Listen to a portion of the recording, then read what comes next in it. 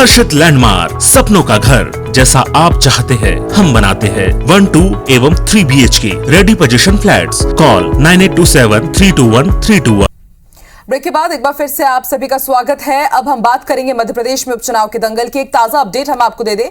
सुबह से ही IBC 24 आप तक मध्य प्रदेश के उपचुनाव की जितनी भी पल पल की अपडेट है वो पहुंचाते जा रहा है। और अब तक हम आपको बता दें कि कितना मतदान हुआ है, कितना फीसदी ताजा अपडेट हो चुका है अब तक का मतदान। खंडवा लोकसभा में 3 बजे तक करीब 51% मतदान हुआ है। जोबट विधानसभा में 3 बजे तक 46% से ज्यादा मतदान हो चुका है। तो वहीं रेगांव में 55% से ज्यादा मतदान हो चुका है। अलग अलग सीट्स के ताजा अपडेट हम आपको बता रहे हैं। अगर पृथ्वीपुर की बात की जाए तो 3 बजे तक 68% मतदान हो चुका है और 6 बजे तक ये मतदान होने हैं। अंतिम कुछ वक्त बचा हुआ है। ऐसे में समझा जा सकता है कि तेजी से ये जो मतदान प्रतिशत है वो बढ़ रहा है। तो मध्य प्रदेश की 4 सीटों पर लगातार वोटिंग जारी है। 3 विधानसभा सीट और 1 लोकसभा सीट पर उपचुनाव के लिए मतदान हो रहा है। सुबह से ही खासा उत्साह देखा जा रहा है। जितने भी मतदाता हैं वो जोर शोर से पहुंच रहे हैं विधानसभा क्षेत्रों में, लोकसभा क्षेत्रों में मतदान करने के लिए।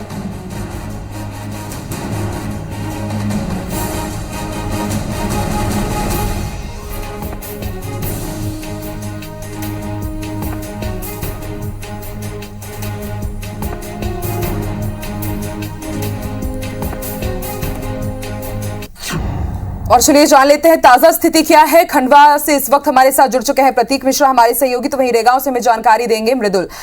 सबसे पहले आपकी तरफ रुख करते हैं। 3 बजे तक रेगांव में बताया गया कि करीब 55% वोटिंग हो चुकी है, लेकिन अब 5 से भी ज्यादा बच चुके हैं। अभी क्या कुछ वहां पर अब ताजा अपडेट देख रहे हैं? ताजा स्थिति कैसी है? क्या अभी भी मतदाता वहां पहुंच रहे हैं? जी बिल्कुल, अभी 5 बजे का अधिकृत आंकड़ा मैं बताऊं तो 66% मतदान रेगांव विधानसभा में हो चुका है। और आपको बता दूं कि सुबह जो लंबी लंबी कतारें देखने को मिल रही थी, लगभग हर पोलिंग स्टेशन पे वो गायब हो चुकी हैं, लेकिन इक्का दुक्का मतदाता अभी भी यहाँ पे पहुंच रहे हैं। और आपको बता दूं कि 11 बजे तक 50% मतदान तो 11 बजे तक ही हो गया था, लेकिन दोपहर के वक्त भी मतदाताओं की संख्या कमने लगी थी और अभी शाम को लगभग ना के बराबर है। और आखिरी 40 मिनट बचे हैं मतदान के। शाम 6 बजे मतदान का कार्य पूरी तरह से समाप्त हो जाएगा और ईवीएम्स लॉक हो जाएंगी और सील होने के बाद वह मुख्यालय भेजी जाएंगी। आपको बता दूं कि रेगांव विधानसभा में उम्मीद है कि 6 बजे तक 70% तक मतदान हो की एक प्रकार से उम्मीद है। और निर्वाचन के जैसे दावे थे कि एक निष्पक्ष और निर्भीक चुनाव रेगांव विधानसभा में होगा, वो दावे कहीं ना कहीं सही साबित हुए हैं। कहीं पे भी न्यूसेंस क्रिएट नहीं हुआ, ना कोई ऐसी कोई घटना सामने आई है। पूरी तरह से शांतिपूर्ण ढंग से निर्वाचन का कार्य संपन्न होने जा रहा है। आखिरी 40 मिनट में भी उम्मीद है कि शांति व्यवस्था उसी तरह बनी रहेगी। और अभी कुछ देर पहले हमारी सतना निर्वाचन अधिकारी अजय कटेसरिया से बात हुई थी, तो उन्होंने बताया था कि कुछ कार्रवाई भी निर्वाचन अधिकारियों की तरफ से की गई है। कुछ पोलिंग स्टेशन के पार न्यूसेंस फैलाने की कोशिश जैसी संभावनाएं दिख रही थी। कुछ गाड़ियों को उन्होंने जब्त किया और पोलिंग स्टेशंस के अंदर जो एजेंट होते हैं उनके पास भी मोबाइल फोन होने थे, तो उनको भी जब्त करने की कार्रवाई की गई है। हालांकि पूर्व से ही निर्देश दिए गए थे कि पोलिंग स्टेशन के अंदर किसी प्रकार से मोबाइल ले जाने की अनुमति नहीं थी। बावजूद इसके एजेंटों ने मोबाइल रखे हुए थे, जिन पर यह कार्रवाई भी की गई थी। जी ठीक है मृदुल, आप बने रहिए हमारे साथ। रुक करते हैं, प्रतीक भी हमारे साथ जुड़े हुए हैं। प्रतीक, खंडवा में कैसी स्थिति है? कितना उत्साह अभी दिख रहा है? क्योंकि अब सिर्फ 40 मिनट के आसपास टाइम बचा है मतदान करने के लिए। कितना उत्साह देख पा रहे हैं? और बिल्कुल आकांक्षा, मैं आपको बता दूं कि यहाँ पर मतदान का ये अंतिम दौर चल रहा है और इस वक्त मतदान करने के लिए लोग जो हैं वो मतदान केंद्रों तक पहुंचते हुए दिखाई पड़ रहे हैं। चूंकि यह मतदान का आखिरी दौर है, इसलिए मतदान केंद्रों पर भी लोगों को ताकीद करा दिया गया है कि मतदान में जो है उसको बंद होने में कुछ ही समय जो है वो शेष बचा हुआ है, अर्थात वे तत्काल प्रभाव से जल्द पहुंचकर अपना मतदान करना सुनिश्चित करें। और मैं आपको यहाँ पर जानकारी देना चाहूंगा कि खंडवा लोकसभा का टोटल टर्नआउट जो है वो 51.113 बजे तक रिकॉर्ड किया गया है। उसके बाद से लगातार मतदान जारी है। आकांक्षा। और प्रतीक, आपसे ये भी समझना चाहेंगे कि सिर्फ अभी तक 50% मतदान हुआ है और शुरुआत से ही यहाँ पर उतना ज्यादा इंटरेस्ट नहीं दिखा, उतने ज्यादा वोट्स यहाँ पर नहीं पड़ रहे हैं। अब सिर्फ 40 मिनट बचे हैं, क्या समझा जाए, ऐसे ही रहने वाला है ये जो मतदान फीसदी है, ज्यादा नहीं बढ़ पाएगा क्या खंडवा में? हालांकि इस विषय में एक महत्वपूर्ण बात जो है वो यह भी सामने आई है कि जो बुजुर्ग लोग होते हैं और जो उम्रदराज लोग होते हैं, उन्होंने अपना मतदान जो है वो डाक मत पत्र के माध्यम से पहले ही कर दिया है। और उसके बाद में चूंकि यह त्योहारी सीजन है, त्योहार चल रहे हैं, और उसके बाद में जो लोग हैं वो कहीं ना कहीं त्योहारों की तैयारी में जुटे हुए हैं। इस कारण से मतदान की जो गति है वो शुरुआती रूप में थोड़ी धीमी जरूर दिखाई दी थी, लेकिन उसके बाद मतदान का जो प्रतिशत है वो बढ़ा था। और 3 बजे तक के जो आंकड़े रिकॉर्ड किए गए हैं उसके अनुसार 51.11% मतदान पूरे खंडवा लोकसभा क्षेत्र में हुआ है। उसके बाद अभी भी मतदान जारी है और पूरे संसदीय क्षेत्र के 2908 मतदान केंद्र जो हैं उन पर मतदाताओं का पहुंचना लगातार अभी जारी है। चूंकि कुछ ही मिनटों बाद मतदान जो है वो बंद करा दिया जाएगा, इसके लिए विशेष रूप से मतदान केंद्रों पर लोगों को ताकीद करवा दिया गया है कि कुछ देर बाद मतदान बंद हो जाएगा, अर्थात वे जल्द से जल्द मतदान केंद्र पहुंचकर अपना मत जो है वो देना सुनिश्चित करें। आकांक्षा। बिल्कुल प्रतीक, और हम भी अपने दर्शकों से एक बार अपील करेंगे कि इन तमाम अगर उपचुनाव वाले क्षेत्रों में वो आते हैं और अब तक अगर वो अपने घरों से बाहर नहीं निकले हैं वोट देने के लिए, तो आप भी जाइए और प्लीज वोट डालिए, अपने मताधिकार का प्रयोग आप जरूर कीजिए। आप बने रहिए प्रतीक हमारे साथ। एक बार फिर से रुख करेंगे मृदुल का। मृदुल, आपने जानकारी दी थी कि पिछले बार अगर उपचुनाव के जब चुनाव हुए थे वहां पर जो मतदान का जो फीसदी था वो करीब 58 के आसपास था, लेकिन इस बार रेगांव में काफी अच्छे तरीके से जो फीसदी है वो काफी बड़ा हुआ नजर आ रहा है। क्या समझा जाए, क्या रुख ले सकती है इस बार की जनता? देखिए, इसके पीछे 2 वजह हो सकती है, क्योंकि निर्वाचन अधिकारियों का यह दावा था कि मतदान को प्रोत्साहन के लिए कई प्रकार के प्रयास किए गए हैं। एक वजह तो ये भी है। दूसरी वजह है कि भाजपा की जो प्रतिष्ठा इस चुनाव में, भाजपा और कांग्रेस जो प्रत्याशी, उनकी प्रतिष्ठा इस रैगांव विधानसभा में लगी हुई है, क्योंकि सीएम शिवराज सिंह चौहान की ताबड़तोड़ सभाएं यहाँ पे 8 दौरे थे, जिसमें 2 दर्जन से ज्यादा सभाएं हुई। और वहीं कांग्रेस के स्टार प्रचारक कमलनाथ की 3 सभाएं हुई, लेकिन कांग्रेस ने नुक्कड़ सभाओं पे ज्यादा जोर दिया है। पिछले 3 दशक में देखें तो यहाँ पे सिर्फ बीजेपी का कब्जा रहा है। बीजेपी इस सीट को छोड़ना नहीं चाहती, तो एक प्रतिष्ठा बीजेपी की लगी हुई है। वहीं पे कांग्रेस इस सीट को हथियाना चाहती है, क्योंकि कभी यहाँ के कांग्रेस विधायक पिछले 3 दशक से नहीं रहे हैं। तो एक प्रकार से देखा जाए तो दोनों ही दलों की ये प्रतिष्ठा लगी हुई है और इस सीट को किसी भी कीमत पर वो अपने पक्ष में लाना चाहती हैं। लिहाजा मतदाताओं को ज्यादा से ज्यादा मतदान करने के लिए प्रोत्साहित करने के लिए ये पार्टियां भी चाह रही थी कि उनके पक्ष में ज्यादा से ज्यादा मतदान हो। तो एक वजह ये भी है कि मतदाता पिछली जो 2018 का चुनाव हुआ था उस पर जो वोटिंग परसेंटेज था उससे बढ़कर वोटिंग परसेंटेज इस बार सामने आ रहा है। जी मृदुल, आपसे ये भी समझना चाहेंगे, पिछले कई दिनों से आप रेगांव सीट पर नजर बनाए हुए हैं, आपने वहां से कई ग्राउंड रिपोर्ट भी की है, कई रिपोर्ट हमने भी अपने दर्शकों तक पहुंचाई, आपने भी कई बार जनता की नब्ज टटोलने की कोशिश की होगी। क्या वो कह रहे हैं जिस तरह से अभी वोटिंग की जो प्रतिशत सामने आ रहे हैं कि अब तक कितनी फीसदी हो चुकी है वोटिंग, तो आपको क्या लगता है क्या हो सकता है इस बार रेगांव सीट पर? देखिए, ये कहना तो मुश्किल होगा कि ये मतदाता किसके पक्ष में जा रहे हैं, बीजेपी या कांग्रेस, लेकिन ये जरूर कह सकते हैं कि कांटे की टक्कर है, क्योंकि रैगांव विधानसभा सीट में वोटिंग परसेंट अगर महिलाओं का प्रतिशत बढ़ता है तो एक प्रकार से देखा जाए तो भाजपा के ये पक्ष में जा सकता है, लेकिन अगर पुरुषों का प्रतिशत यदि ज्यादा है तो वो कांग्रेस के पक्ष में जा सकता है। लेकिन अभी तक वोटिंग परसेंटेज का फायदा हालांकि भाजपा को ही यहाँ इस सीट से देखा गया है कि जब वोटिंग परसेंटेज बढ़ता है तो भाजपा को फायदा मिलता है। लेकिन कांग्रेस भी दावा कर रही है कि जो मतदान का प्रतिशत यदि बढ़ता है तो वो पक्ष कांग्रेस की तरफ रुख करेगा, क्योंकि बीएसपी फाइट में नहीं है। पिछली बार 2013 की बात करें तो बीएसपी फाइट में थी और बीएसपी के जो वोटर्स हैं वो बड़ी संख्या में रैगांव विधानसभा में है, और बीएसपी का जो वोट बैंक है वो जब बीएसपी खड़ी नहीं होती तो कांग्रेस की तरफ रुख करती है। लेकिन उनको बीजेपी की तरफ लाने के लिए भाजपा ने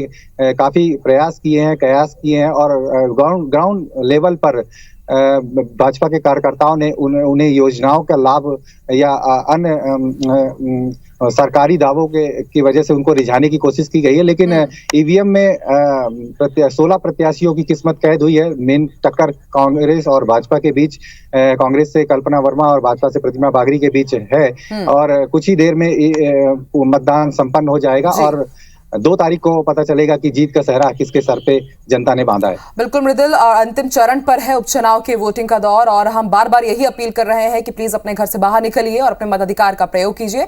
देखते हैं क्या कुछ रुझान आते हैं और 2 नवंबर को रिजल्ट आ ही जाएंगे, तस्वीर पूरी साफ हो ही जाएगी। आप दोनों का ही शुक्रिया पूरी जानकारी देने के लिए।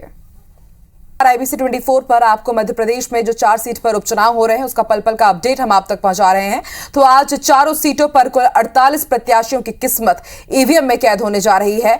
खंडवा से 16, रेगांव से भी 16, पृथ्वीपुर से 10 और जोबड़ से 6 प्रत्याशी मैदान में हैं, जिनके लिए कुल चारों सीट पर कुल 26,48,000 मतदाता वोट डाल रहे हैं। चारों सीटों पर उपचुनाव के लिए 804 संवेदनशील बूथ के साथ ही कुल 3,944 मतदान केंद्र बनाए गए हैं।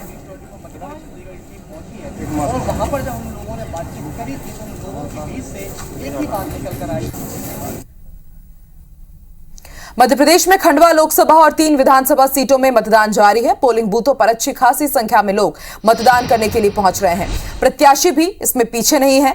खंडवा लोकसभा सीट से बीजेपी प्रत्याशी ने संजय नगर के मतदान केंद्र नंबर 201 में वोट डाला।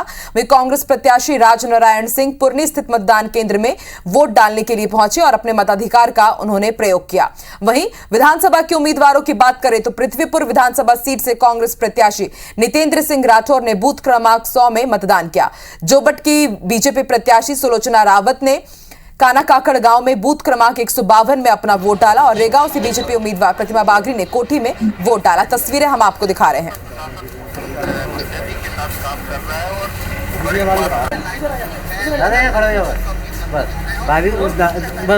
आ जाओ, आप भी आ जाओ।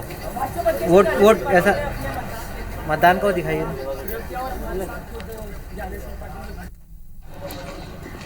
तो मध्य प्रदेश में उपचुनाव वाली चारों सीटों पर आज मतदान का जो अंतिम दौर है, फिलहाल सीटों पर वोटिंग जारी है। तस्वीरें हम आपको दिखा रहे हैं। जो प्रत्याशी हैं उपचुनाव के लिए, उन्होंने भी अपने मताधिकार का प्रयोग किया और बढ़ चढ़कर जितनी जनता है इन विधानसभा और लोकसभा क्षेत्रों की, वो भी पहुंच रही है और अपने मताधिकार का प्रयोग कर रही है।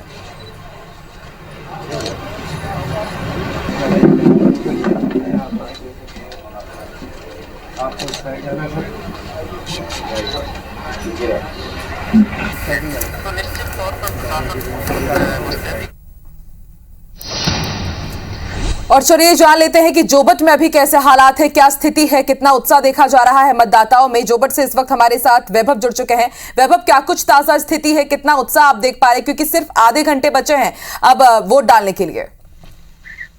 जी बिल्कुल, देखिए ये पूरा आखिरी घंटा लगभग चल रहा है मतदान को लेकर। और जोबट विधानसभा उपचुनाव की बात करें तो सुबह से ही मतदाताओं में जो है भारी उत्साह मतदान को लेकर दिखाई दे रहा है। सुबह 11 से दोपहर 1 बजे तक के बीच ही मतदाता जो है भारी संख्या में बूथों पर पहुंचने लगे थे।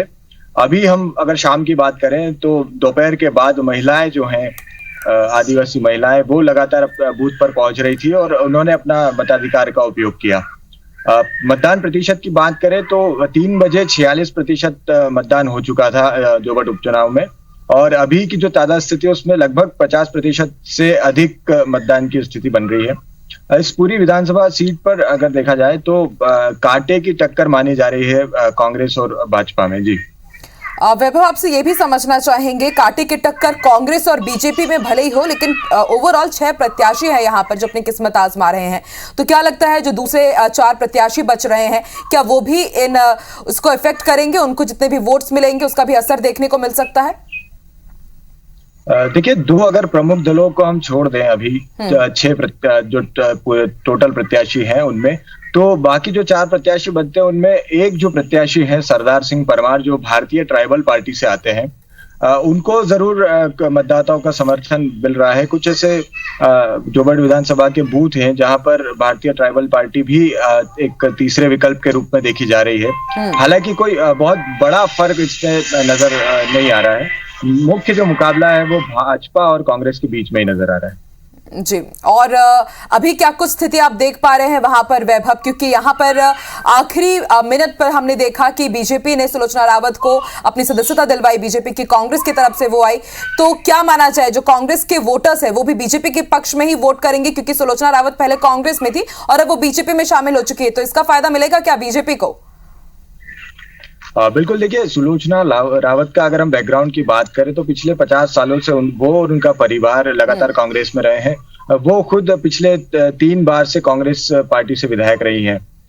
अभी अंतिम समय में जब उनका टिकट कटा तो उन्होंने भाजपा ज्वाइन की और उसके बाद भारतीय जनता पार्टी का जो पूरा संगठन जोबट विधानसभा उपचुनाव में लगा था, उसके बाद लगातार ये माना जा रहा है कि भाजपा जो है वो मजबूत हुई है लगातार जोबट विधानसभा उपचुनाव में। और इसी का नतीजा है कि ये कांग्रेस की जो परंपरागत सीट रही है जोबट, उसमें बीजेपी जो है वो कांग्रेस से कांटे की टक्कर देती नजर आ रही है। सुलोचना रावत और विशाल रावत जो विशेषकर युवाओं में अपना प्रभुत्व रखते हैं, उन्होंने कई युवा मतदाताओं को अपने साथ जोड़ा है। जो पहले कांग्रेस में थे उनके साथ कई कांग्रेसी कार्यकर्ताओं ने भी भाजपा ज्वाइन की है। तो कहीं ना कहीं भाजपा जो है वो मजबूत हुई है सुलोचना रावत के आने से, और ये जो पूरा मुकाबला है बिल्कुल कांटे की टक्कर माना जा रहा है। ठीक है, कांटे की टक्कर है और इस कांटे की टक्कर का रिजल्ट क्या होगा वो 2 नवंबर को सबके सामने तस्वीर साफ हो ही जाएगी। वैभव, आप हमारे साथ बने रहिए। इस वक्त हमारे साथ हृदेश तिवारी भी जुड़ चुके हैं, पृथ्वीपुर की जानकारी हमें देंगे ये। हृदेश, आखिरी के कुछ पल बचे हुए हैं अब वोटिंग करने के लिए, अंतिम चरण पर चल रहा है मतदान पृथ्वीपुर में भी। कैसी स्थिति आप देख पा रहे हैं, कितना उत्साह है, कितनी संख्या में पहुंच रहे हैं अंतिम चरण में? जैसे सूरत पहली चरण की तब से ही जो मतदाता है उनका आना शुरू हो गया था, और जो पिछले साल का मतदान था 70%, उससे बढ़कर रिकॉर्ड मतदान 5 बजे तक 76.6 दर्ज किया गया था। और मैं आपको बताना चाहूंगा कि जो सारे बूथ है, जो पूरी विधानसभा है, उसमें छुटपुट घटनाओं के अलावा पूरा जो मतदान है वो शांतिपूर्ण तरीके से चला। 306 इसके बूथ है, इसमें करीब 2000 कर्मचारी जो पुलिस सुरक्षा कर्मी है वो लगाए गए थे, 2200 सरकारी कर्मचारी लगाए गए थे। अब अंतिम क्षणों में चुनाव बचा है। आप देख सकते हैं कि कुछ लोग अभी भी अपनी बारी का इंतजार कर रहे हैं, और संभवतः 6 बजे तक जो मतदान है वो 80% पहुंचने की संभावना है। हृदेश, 80% आप बोल रहे हैं कि, और काफी अच्छा ये परसेंट माना जाएगा, क्योंकि पिछले साल इसके आसपास भी हम नहीं पहुंच पाए थे पृथ्वीपुर में। क्या समझा जाए, आप क्या मानते हैं कि किस तरफ जनता का रुख रहेगा, जिस हिसाब से अच्छी खासी तादाद में लोग पहुंचे और अभी भी पहुंच रहे हैं लगातार वोट करने के लिए? देखिए, जो दोनों ही प्रत्याशी हैं, चाहे वो कांग्रेस को हो या बीजेपी के हो, दोनों ही प्रत्याशियों में कांटे की टक्कर है। इसके साथ जो जिला प्रशासन है उसने वोट प्रतिशत बढ़ाने के लिए मानव श्रृंखला, रंगोली, इस तरह की प्रतियोगिताओं का आयोजन किया। साथ ही साथ जो दोनों ही प्रत्याशी है, कांग्रेस और भाजपा, उन्होंने भी वोटर्स को कहीं ना कहीं वोट डालने के लिए मोटिवेट किया, और उसी का कारण है कि जो प्रतिशत है वो 76 तक पहुंच गया और 80 तक पहुंचने की संभावना है। जी, हृदेश, आपसे ये समझना चाहेंगे, पृथ्वीपुर सीट काफी हाई प्रोफाइल मानी गई, कांग्रेस का हमेशा से यहाँ पर दबदबा देखा गया है, और इस बार कांग्रेस ने उनके ही बेटे को यहाँ पर टिकट दिया है। बृजेंद्र सिंह राठौर यहाँ से रहे हैं पहले, इससे पहले। लेकिन क्या लगता है आपको, सिंपैथी वोट्स मिलेंगे क्या कांग्रेस को? क्या उसका फायदा मिल पाएगा अगर जमीनी नब्ज टटोलने की बात की जाए जनता की? तो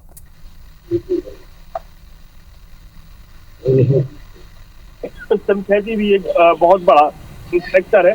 इसके साथ ही साथ जो दोनों ही पार्टियां हैं उनके लिए ये सीट बहुत ही महत्वपूर्ण मानी जा रही है, क्योंकि शिवराज सिंह भी करीब 7 बार यहाँ पर सभाएं कर चुके हैं, और कहीं ना कहीं ये जो पूरा फैक्टर है वो भी देखने को मिलेगा। जी, ठीक है, आप बने रहिए हमारे साथ। हृदेश, वैभव की तरफ रुख करते हैं। वैभव, जोबट की अगर बात की जाए तो आदिवासी बाहुल्य क्षेत्र, और हमेशा से यहाँ पर जो स्थानीय मुद्दे रहे, स्थानीय मुद्दे पर कहीं ना कहीं हमने देखा है कि जातिवाद भारी रहा है। क्या लगता है आपको, इस बार जनता क्या वाकई जोबट में स्थानीय मुद्दों को ज्यादा इंपॉर्टेंस देने वाली है, या इस बार फिर से जाति समीकरण देखने को मिल सकता है वहां पर? देखिए, इस बार इस जोबट विधानसभा उपचुनाव में जो मुद्दे हैं वो बिल्कुल अलग रहे हैं। क्योंकि हर बार जो मुद्दे हुआ करते थे वो यहाँ के जो परंपरागत मुद्दे हैं, जो स्थायी मुद्दे हैं, उन्हीं पर ये चुनाव होता आया है। जातिगत समीकरण भी यहाँ बहुत महत्वपूर्ण माने जाते हैं। लेकिन चूंकि अभी इस चुनाव में दोनों ही जो उम्मीदवार हैं वो आदिवासी भिलाला जाति से आते हैं, जो कांग्रेस प्रत्याशी है महेश पटेल वो भी भिलाला जाति से है और सुलोचना रावत भी भिलाला जाति से है। ऐसे में जातिगत जो मुद्दा है वो उतना हावी यहाँ पर नहीं है और जो स्थानीय मुद्दे हैं वो लगातार कहीं ना कहीं चुनाव में यहाँ पर चुनावी शोर में हमें सुनाई दे रहे थे, लेकिन जब चुनाव यहाँ पर हुआ है तो वो सिर्फ और सिर्फ चेहरे को लेकर हुआ है और जनता से जब हमने जानने की कोशिश की तो वो जनता का यही रुझान आ रहा है कि वो चेहरे को लेकर वोट कर रहे हैं लगातार। तो कहीं ना कहीं जातिगत मुद्दा जो है वो इस बार इस चुनाव में हमें देखने को उतना नहीं मिल रहा है जितना पिछले चुनाव में हमें देखने को मिला। ठीक है, तो क्या कुछ जनता का मूड है वो भांपने की कोशिश की जा रही है और इसके साथ ही आपको बता दें मध्य प्रदेश के उपचुनाव वाली चारों सीटों पर अब अंतिम दौर का जो मतदान है फिलहाल वो चल रहा है और इसके साथ ही अगर बात की जाए तो लगातार IBC 24 पर पल पल के अपडेट हम आप तक पहुंचा रहे हैं। आप दोनों का ही शुक्रिया हमारे साथ जुड़ने के लिए, पूरी जानकारी के लिए।